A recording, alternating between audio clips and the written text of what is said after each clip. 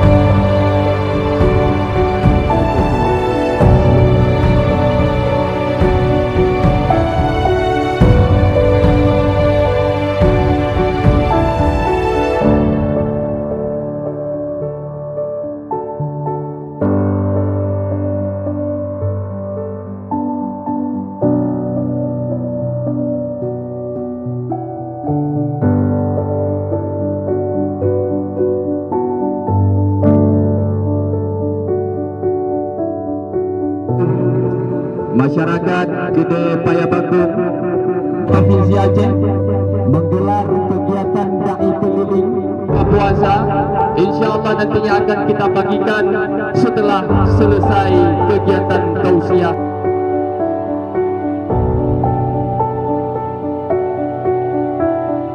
Allah Ta'ala atas limpahan rahmat dan karunia-Nya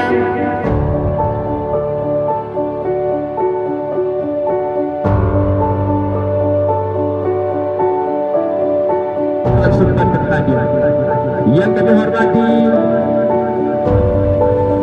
Kapolsek Payabagung atau yang mewakili Milenial berikut tidak hanya santri. Dengarkan alam ilahi yang akan dibawakan oleh Tunku Muhammad Fajar dari Syam Kalimantan. Pada Tunku Muhammad Fajar, waktu dan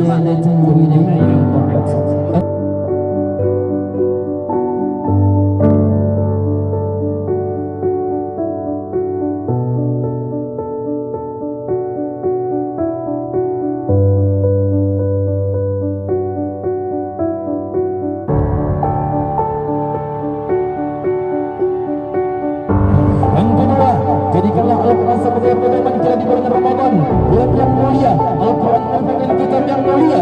Jadikanlah di bulan Ramadan ini dengan perbuatan-perbuatan yang mulia, diiringi dengan membaca dan mengamalkan Al-Quran. Keberkahan Al-Quran yang merupakan pedoman hidup manusia, Al-Quran yang merupakan petunjuk hidup manusia. Satu huruf saja kita baca dalam bulan suci Ramadan, Allah balas berlipat ganda. Bayangkan kalau hari ini selama 30 hari bulan suci Ramadan kita khatam membaca Al-Quran 30